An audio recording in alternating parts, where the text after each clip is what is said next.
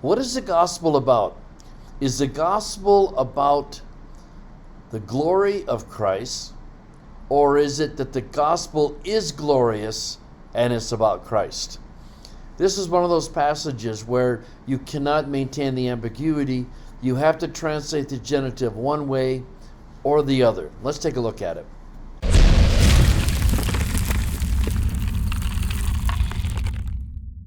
Paul's saying that the God of this age, this world, has blinded the minds of the unbelievers, and the result is that they cannot see the light, and here come to our point, of the gospel of the glory of Christ.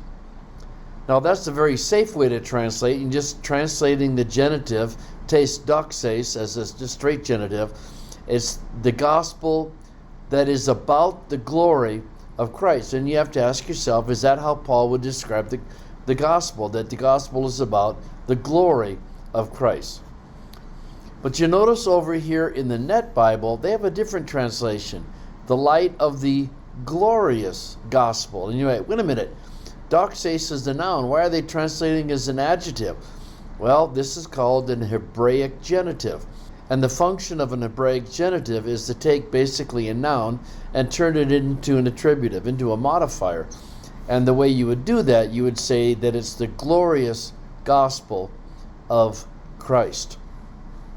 Now, I'm a little inconsistent in my translation, because here I say the gospel of the glory of Christ. But when you go down 2 verses, you have the same basic construction, where you have the light of the knowledge of the glory of God. And is that what Paul is saying? Or is he talking about the light of the glorious knowledge of God?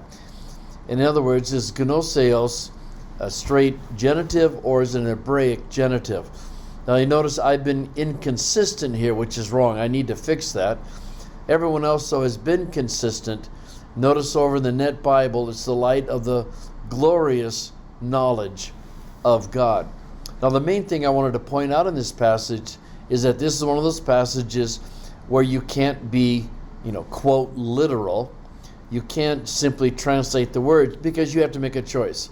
Either it's the knowledge of the glory, or it's the gospel is about the glory of Christ, or he's saying it's the glorious gospel, which is about Christ.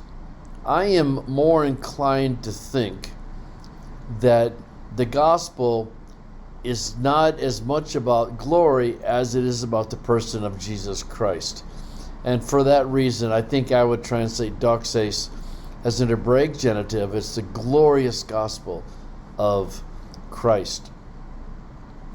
You ever been in a situation where you're talking to someone, he's an unbeliever, and it's like they can't see their nose in front of their face? It's just, you wonder, how can you not see that your life is empty, for example, or meaningless, or that you can't see that the gospel at least has some elements of truth in it? Sometimes I feel that way. I don't think you're a dumb person, but I don't know, how can you not see that your life is meaningless? And the answer in some cases is that Satan has blinded the minds of the unbelievers so they can't see the light of the glorious gospel of Jesus Christ. And so our approach has to be one of prayer, that the Holy Spirit would illuminate their minds so they could start to see the glorious gospel of Jesus Christ.